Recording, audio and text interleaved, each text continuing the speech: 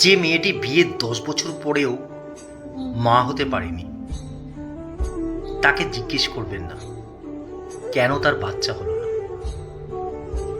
বিয়ের বয়স পেরিয়ে যাচ্ছে বলে হাসতে হাসতে সে মেয়েটিকে জিজ্ঞেস করবেন না সে কেন এখনো বিয়ে করেনি। বাপের বাড়িতে যে মেয়েটি বেশ কয়েকদিন ধরে থাকছে, বাপের বাড়িতে কেন এতদিন পড়ে আছে, এমন অবান্তর প্রশ্ন করে তাকে বিব্রত করবেন না। এতদূর পড়াশোনা করে কেন এখনো চাকরি পেল না, এমন প্রশ্ন করে তাকে ঘরবন্দি করে দেবেন না।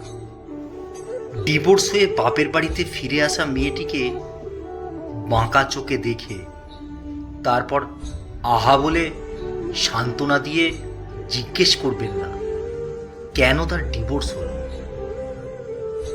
কোনো সামাজিক অনুষ্ঠানে গিয়ে পান চিবোতে চিবোতে ওই বেকার ছেলেটিকে দেখে কথা বলার আগ্রহ দেখিয়ে বলবেন না এখনো পর্যন্ত কিছু একটা পেলি না। অক্লান্ত পরিশ্রম করে যে মেয়েটি 10 ঘন্টার ডিউটি সেরে একটু রাত করে বাড়ি ফিরল, পরের দিন সকালে তাকে দেখতে পেয়ে জিজ্ঞেস করবেন না কাল অত রাতে কোথা থেকে ফিরলি। বয়স তো ভালোই হলো, তোর সব বন্ধুদের বিয়ে হয়ে যাচ্ছে, অথচ তোর বিয়েতে কবে খাবো, এমন অনধিকার দাবি করে সেই ছেলেটিকে অস্বস্তিতে ফেলবেন না। চাকরি পেয়েছে বলেই টিট